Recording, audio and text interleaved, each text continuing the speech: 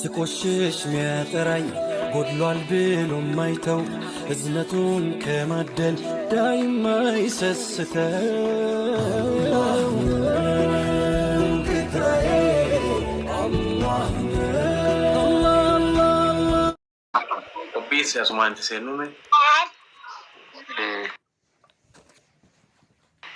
kara deemaa baga nagaan dhufte. Ayyee anillee ofii kiyyaati waa gochuudhaatiif humnan qabu yoon ta'eyyuu dhaamsa dhaamuudhaatiif jala taa'emoo waan gochuu danda'u gochuufan gara qe'ee kanaatti achi asuute dhimma baalee tarii namni akka dhimma madda olaabuu tarii namni akka salphaatti ilaalu jira yoo ta'edhaatii fi baay'ee dogoggorarraa akka jiran dhaamsuma kana dabarsuudhaatiif qe'een madda olaabuudhaa qe'ee abaluuti jedhamee yookaan immoo akka abaluutu dhimma harkaa qaba jedhamee kan halluma jedhamuu miti. Oromoo hundumaa ilaallata. Sababni isaa qe'ee nama tuqamaa jiru eenyummaa keenya eenyummaa Oromooti. Abaluu koo isa jedhamu osoo hin taane eenyummaa keenya maqaa keenya iddootii balleessaa jiru. So inni ammaa kun namoota hamma kanaa namoota muraasa kanaatiin baalee madda olaabuu deeggaruudhaaf yookaan immoo madda olaabuu qe'ee amma qe'eerraa buqqa'ee re'oonni isaa fi gaalonni isaa oofamanii muka qabatu dhabee jiru sanaaf nama amma kanaa ta'anii taa'u naanaan eenyumaana dhiba. Sababni isaa rakkoon amma achitti argame kun rakkoo hunduma keenyaati. So Oromoo hundumtuu namni hundumtuu bakka jirutti koominiitiin maqaa saba kanaatiin dhaabbatee jiru. Koominiitiin maqaa uummata kanaa fudhatee dhaabbatee jiru. Saayitii kana waa'ee madda olaabuu isa yaachisne yoo ta'e waa'ee keenyarraa dubbachuu hin qaban. Waa'ee keenyarraati haasa'uu hin qaban. Eenyummaadha inni kun. Rakkoon Oromiyaa keessa qaxxa baay'ee jira. Garuu warroonni akkasii kun yeroo warra akka waan walloo warri akka waan madda olaabuu rakkoo keenya keessaa kaafa fillu inni kun eenyummaa keenya. Namni muraasni amma kanaadha. Madda olaabuutti rakkoon uumameenaan dhufnee teenyee jirraa jedhee taa'uunsaa qaanii guddaa. Hormi taa'ee nu ilaalu akka nuti itti jirru quba qaba. So dhaamsi ani dhaamuu qabe dhaamuudhaatiif dhufe namoonni as jirtan koominiitiidhaatiifis dhaamsa dhaama. Koominiitii biyya garaa garaa jira. Ameerikaa jira, Awurooppaa jira, Awustiraaliyaa jira, Ingiliz jira, Jarmanii jira, eessa jira. Koominiitiin kun saayitii kana laga rakkoo kana uummata kana ceesisuu irratti qooda kan hin fudhanne yoo ta'edhaatii fi maqaa keenyaan waamamuun wanta isa barbaachisuuf hin qabu. Maqaa keenyaan waamamuun dhaabbata maqaa keenyaatiin dhaabbate. Maqaan keenya immoo Oromoo. Oromummaan inni ammaa kun immoo isa akka nuti lammaffaa maqaa barbaadaniin akka isaan nu waamanitti maqaa keenya hundumaa nurraa mulquudhaaf isa deemamu. Manattuu du'aa jirra. Bobaa jalatti mormi dhufee nu ajjeesu maqana nurraa dhowwuu yoo dadhabanii. Uummanni kun amma dandeettii olchee wal bushuu qabaan dhaamsa kooti. Sinirra turuu kootiif noof galcha. Garuu namni muraasni waan ammanaadha. Waa'ee madda olaabuudhaatiif dhufee gattaa'ee jiraachuunsaa baay'ee sirrii miti. Akka kiyyatti sirrii miti. Walitti dhaamaa amma danda'amutti dhiibbaa karaa hundumaa yoo geggeessan gaariidha. Kun eenyummaa keenya guutummaatti nu barbadeessuudhaa dhaamsa jedhuun dhaamuudhaatii fi abbayee noof galcha. Siyoon karaarraa maqe dhiifaman siniin jedha ulfaadha. Galatoon dhaamsa bareedaa dabarsitee ulfaadhu galatoon. Ayyaani nama jalaa bu'aa baga dhuftanii hundi keessanuu salaamu alaikum akkam nagaa isiniin jira. Please warri gastii keessatti ergattan kunniin namoota barbaannu galchuu hin dandeenyu keessaaf baasa. Gastii keessaa baati warroota asirratti taa'uu barbaadu galchuu waan barbaannu keessaa baachuu barbaade abbaa abdii jalaa bu'aa abbaa abdii hagalu mubaarak ittillee sheer godhaachuu barbaade koppiliin kitaab sheer godha guyyaan irraa guyyaa madda olaabuuti. Akkasitti biraa dhaabbannu jedha giiftii ni fudhanna. Garuu irra guddaa akka fudhannu qarshiidha jechuu barbaadeeti. Yoo dandeettanii qarshii nu kennitanii jechuu barbaadeeti. Yoo dadhabdanii keessa qabaattan ammoo giiftii ni fudhannaa jechuu barbaadeeti. Akkasii wal dubbisaa waan dandeettan zeelii ni qabna, kaashaappii ni qabna, akkaawuntii biyyaa ni qabna, akkaawuntii isin ibsanii jiranii akka dhaabbata madda olaabuu. Akkasitti afaan takkaa waan dandeenye sappoortaa goonuu jechuu barbaade. Warroonni keessa nu baasan haadha faatee warri baasan haadha faatee warraatte deebii namni baasne jechuu akka mooditara nama 3-4 bicha qaba nafa qaba. Akkasii ilaalaa jechuu barbaade dubartoonni hin qabdu. Akkasii abbaa abdii galchaa jalaa ba'amaa yeroo na barbaadan dhufa. anillee habo tarii yoon barbaachise natti maan taa'ee dhumantiin dhaggeeffachaa jira anillee habo ulfaadha yeroo gaarii isiniif fakkaatu. Iddoon barbaachiftaa taa'e kana deemu. Ati anaaf bu'aa malee tilbuun hin taate. Oromo salam alaikum warahmatullahi wabarakatuh kam jirta? Waalaikum salaam. Namni keenya yeroo hedduu haasawaan yeroo tana nyaatee fixa. Haasawa hedduu dhiisatii gara hojii haa deemnu. Yoo akkaawuntiin qophaa'ee jiraate akkaawuntiin kana irratti haa galchuun waliin jennee nama haga arganne kana fayyadamnee yeroo qabnu kana fayyadamnee akkasitti waan kana firra xumuruu qabna malee kaanni seenaa kaanni dhufa kaanni baha haasawa qofa ta'uun homaa wanni nu fayyadu takka illee hin jiru. Yoo akkaawuntiin jiraate ammuma haa eegallu karas ankanuma jedha. Mul'ata akkaawuntiin asirratti amma nu godha. Mul'atu maayi. Maayi wanni waa'een kun beektaa ati yeroo hedduu akkaawuntii ati maxxansinis Jalaa gubaa lakkoofsiin ta'uu beektaa? ati maxxansini ati backgrounding kaatini takka suuraa keessa nutti ergaadha. Iluu irratti ergita kanani biraa haa keessan aanu ergu malee gasti irraas darba sumarraa walumaanuu dhabamnaati. Yoon maxxansi rakkoon qabu. Warroonni tokko namni tokko kan komantii jalatti warri komantii tun barreessanii bari yoo wanti gootan. Yaa. Illuu haasawuu hedduun barbaachisu waan ta'eef karaa adeemnu. Otooma waan carraanaa kan eebbisa yookiin Jamaal Godii akkaawuntii asitti namni tokko nama agarsiisu yookiin ammoo asirratti ta'u. Eebbisa karaa deema. Namuu komantii lattaa barreessa. Kama waliin ati tokko akkaawuntii dhayan. Okay. Ana buuseen hin deebisaan hin deebi'anii. Eebbisa barreeffadhu barreessu argaa hin jiru. Namoonni ergachaa. Akkamitti akka eegallu nama agartee waan kana sirriitti addanuu baasu eebbisaa galcha. Assalamu alaikum mama takko isin sirreessuuf hin deebi'e. Giiftii dura akkaawuntii mallammata kamaa higoona jennee turre nu ta'uu dide. Iluu galchaati akkaawuntii iluu irratti giiftiin akka nu mul'attuuf godha. Akkaawuntii kaawwan illee yoo danda'e sirreessee barreessee duubaa kaayatu kanuma isinitti himuuf. Yaa baay'eedha.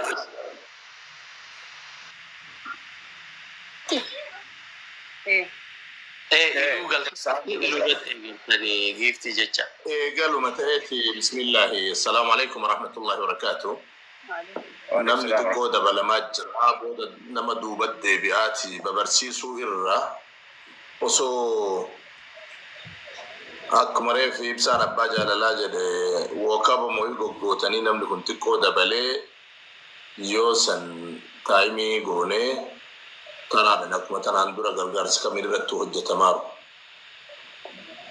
Bifa saniin osoo jalqabame bareeda namni xiqqoo dabalaa jira daqiiqaa 5 osoo akka nama kan namni as jiru kun hunduu sheerii godhu eenyu jenne lubbuu dhimma namaa hambisuudhaaf ol geenne reefu obboleessi kenna ergaa guddaa dubbate kara deemamoo eenyu jettan ani hin beeku haasaa ajaa'ibaati maali jennaan dhimmi warra daangaa irra jiru dhimma namoota sanii dhimma yookaan amma fakkeenyatti sikkoo mandoo osoo hin taane dhibba guutuu biyyattii saniiti.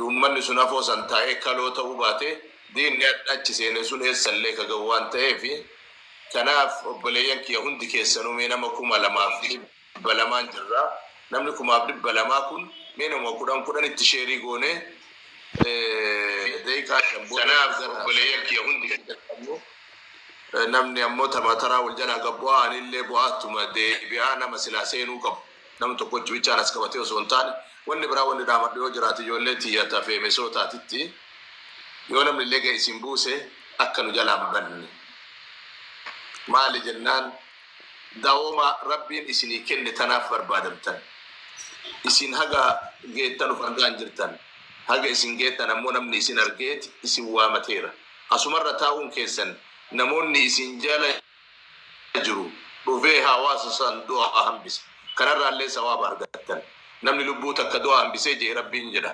fakkaannama ahya annaasa jamii'a lubbuu ilma namaa guutuu akka waan du'a hambiseeti jedhe kanaaf yoo gabbuutan illee nu jalaan deemina amaana saa muraasa obsaa gara sagantaa kennaatitti ceeneeti sagantaa kenna nu jalqabaati akkaataa itti jalqabnu tartiiba isaa akkuma karoorsitanitti ka zelif ka shabi galchulle garasi galchet ta biya galchulle akka biya ratti galchu taimi sam onni akumare fa bana bidjere gudda turu le bo awitun ko namni inda bala jara rugadde barayu akkanu jala gadin debine gara hujiti tasen nu jara jazakumullah khairan barakallahu fikum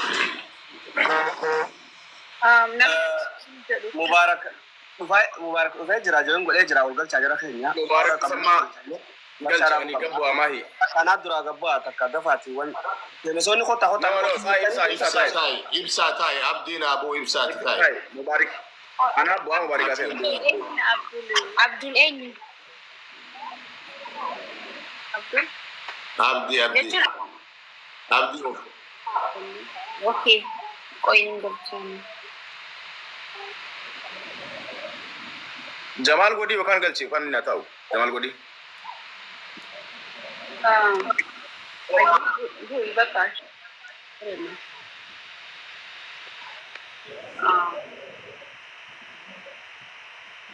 namni akaunti harkaa qabu osoo seene akaunti san irratti dubbachuu kan na fakkaata.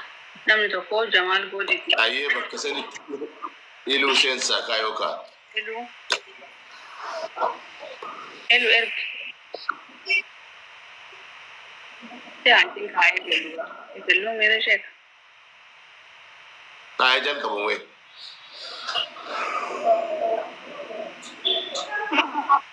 Ilu jaalallo Jamaal Godi akaunti qabdan seenatii ibsa kanaa tokko godhaatii waan kanaa kartee ammumatti akka eegalu. Okay, maqaa kiyyaan dooraal dhibbi galee jira faamilii kiyyarraa. ما شاء الله جزاكم الله خير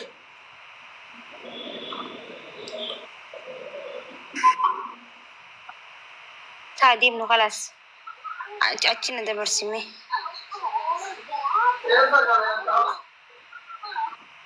طيب بسم الله الرحمن الرحيم الحمد لله الصلاة والسلام على رسول الله صلى الله عليه وسلم نما بسم الله جدي مقاما كيتين دولار دبا الجرب ببركة إنسان هاغرو وأنا ساي هذا ربين هاغوت وقولي كي يدمي أدبانه غرغار سواسا كنا هواسا نانوا سومالي جرو هواسا سيكومن دو تيفكا أتكيس جرو ولين بقاية تنجدي فريف بدين نالبساني راني ونردبين ويتون جرو hawasa bukaisan kadiba me yalachof abukai rasa jiru yoma shara alle tibin jenne ko sifachu folgener obule yanki wada nyata jirra isa nyata jiran nyani nurra hafezu balaga diga tutijir kana namni rabbin aqli nu kessa kae namni rabbin nu mana kessa nu kaya mana kessa jirranu isa mano fi kessa bukaniran kabenne isa kessa baniran namni asjala duftet adda loomin shantama nama tokkotti ba'aataati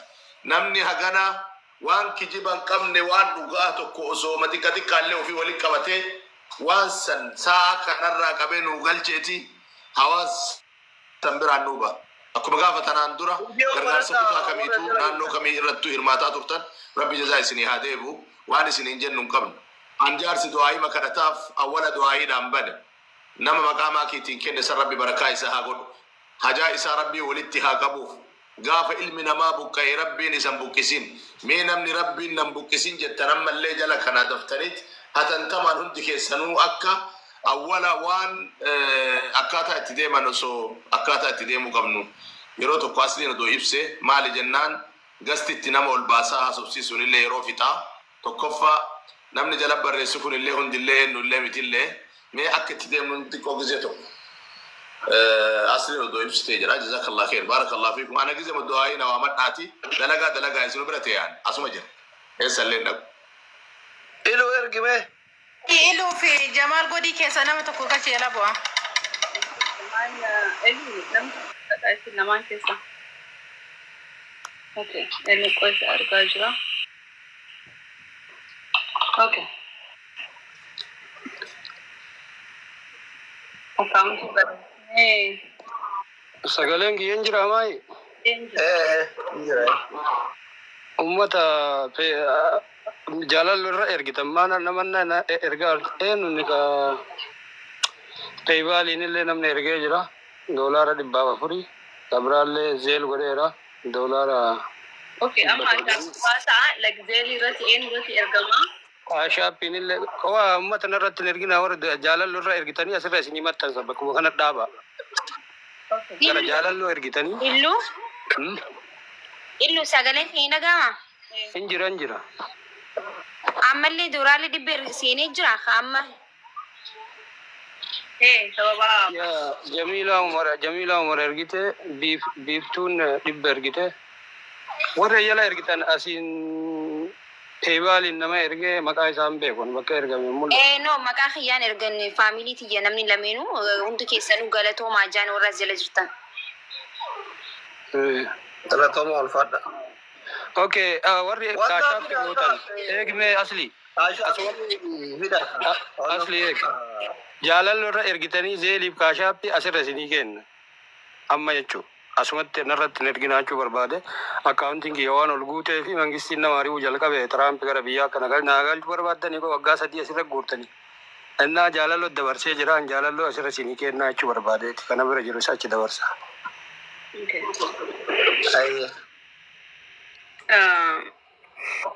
Jeeti sagantaa kana sa'aata akka geenye egaa asumarraan kaan itti dabarsinee haasofnu. Yookaan aslii fi ibsaan wal duraa wal duubaan fudhaa yookaan maakii jedhan sadeen kun wal duraa wal duubaan fudhaati sagantaa kana oofamee mukmuggoodhaadha oofaa waan kana wayi. Leetiin jira warra faamiliitti babarreessaan jira akkas. Mee eenyu godha yeroo tokko maakii achi baasaatii maatiin maakiidha.